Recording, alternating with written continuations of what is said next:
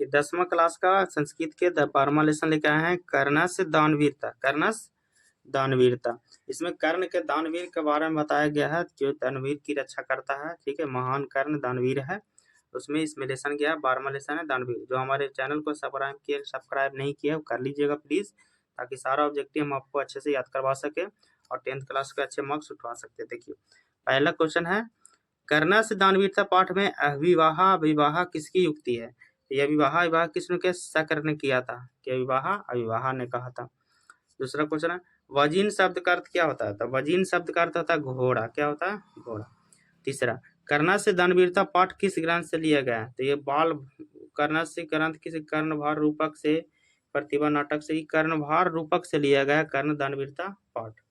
अगला क्वेश्चन देखिए चौथा, कर्ण से दानवीरता पाठ कुल कितने पाठ संकलित है?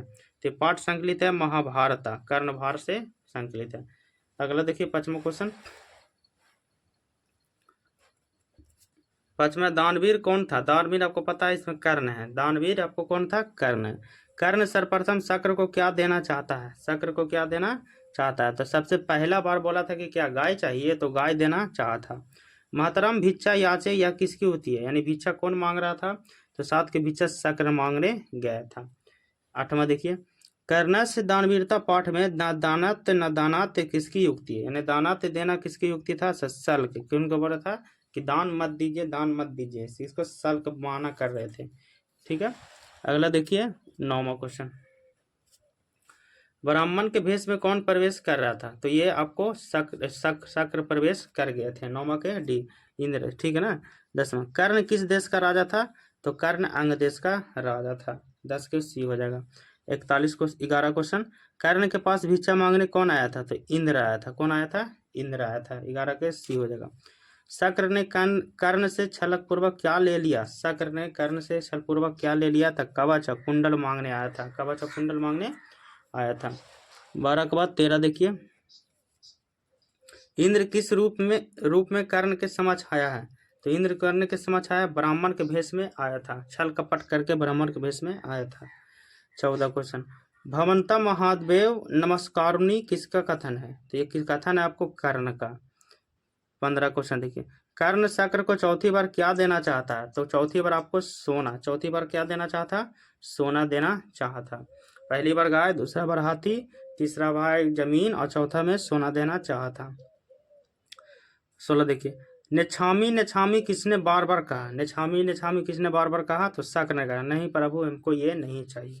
अगला क्वेश्चन देखिए 17, इंद्र ने कर्ण से छल क्यों किया? इंद्र ने कर्ण से छल कृष्ण की सहमति से कौरवों को जिताने के लिए, कौरवों को जिताने के लिए, अर्जुन की सहायता के लिए, पांडवों को हराने के लिए। तो छल किया था अर्जुन की सहायता के लिए, अर्जुन की सहायता के लिए छल पूर्वक किया था। अगला देखिए 18, कर्णभार रूपक से रचनाकार कौन है? कर्णभार रूपक के रचनाकार कौन है? तो इसका रचनाकार कौन है? महाकवि भास है। कर्णभार के रचनाकार महाकवि भास है। 18 के बाद 19वां क्वेश्चन देखिए, 19वां क्वेश्चन दिया, अंगराज किसे कहा गया? अंगराज किसे गया था? अंगराज कर्ण को कहा गया। 20वां देखिए, शक्र किसका नाम है? तो शक्र का नाम था इंद्र को। 20 के बी हो जाएगा। 21वां देखिए, कर्ण से दानवीरता पाठ में दयान्तु, दयान्तु किसका है? मैंने देता हूँ किसका है? शक्र के। दयान माने मांगना। ठीक है। 22वां देखिए, कर्ण किसके पक्ष से युद्ध कर रहा था? कर्ण आपको कौरव पक्ष की युद्ध कर रहा था। 22 के बी हो जाएगा, कौरव पक्ष की ओर युद्ध कर रहा था। 23वां देखिए, वारणा पद का अर्थ क्या है? 23वां है, वारणा पद का अर्थ है हाथी। ठीक है। 24, शरीर के नष्ट होने के बाद किसका नाश नहीं होता है? तो शरीर के नष्ट होने के बाद संपत्ति नाश नहीं होता, यानी दान दिया हुआ चीज नष्ट नहीं होता है। कर्ण किसको नमस्कार करता है? तो इंद्र को नमस्कार करता है। 25 के डी, 25 के होना चाहिए सी, इंद्र को नमस्कार करता है। 26, कुंती पुत्र कौन था? तो कुंती पुत्र आपको कर्ण था। कुंती पुत्र कौन था? कर्ण था। 26 के हो जाएगा। 27वां, किसका धन गांव के जीव के समान चंचल हो गया था? तो इस गांव के समान चंचल हो गया था राजा का। 27 के बी हो जाएगा। 27 के बाद 28वां क्वेश्चन देखिए, सर्वप्रथम कर्ण क्या देता है? तो कर्ण सर्वप्रथम गौ सहस्त्र 1000 गाय देता है, मतलब 1000 गाय देता है। 29, कर्ण से दानवीरता किस प्रकार का पाठ है? कर्ण का दानवीरता जो है किस प्रकार का पाठ है? तो ये नाटक है। क्या है? नाटक पाठ है। 30वां, सूर्यपुत्र कौन है? तो सूर्यपुत्र कर्ण है। सूर्यपुत्र कर्ण बोला गया। 30 के बाद 31 देखिए,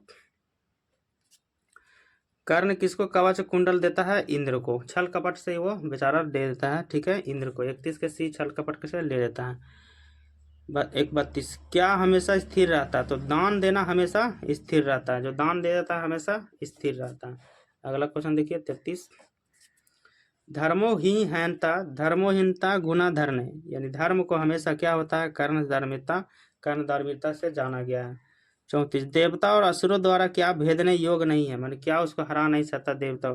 तो आपको कवच कुंडल जब उसके शरीर में था कर्ण का, तो उसको कोई नहीं हरा सकता था, ठीक है। अगला क्वेश्चन देखिए, कवच कुंडल के साथ किसका जन्म हुआ था? तो कर्ण को। किसको जन्म हुआ था? कर्ण का कवच कुंडल के साथ जन्म हुआ था।